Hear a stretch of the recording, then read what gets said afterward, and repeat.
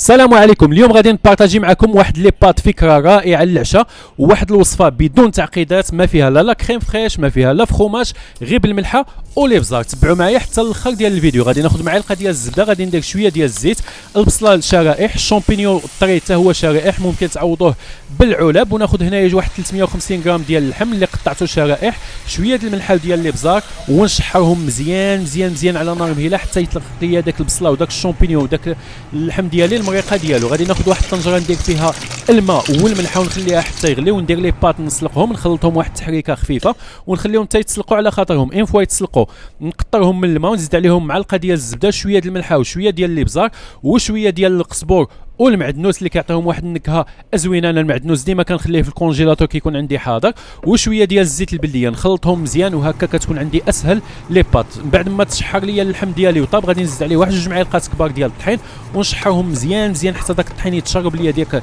المرق ديالي، ونزيد عليهم واحد الكاس ونص ديال الحليب. هاد الوصفه هذه كتعوض الكريم فريش اللي ما عندوش. غادي نزيد هنايا واحد الورقه ديال سيدنا موسى وشويه ديال المعدنوس، ونولي نشحر كلشي مزيان ونخليها حتى تشرب.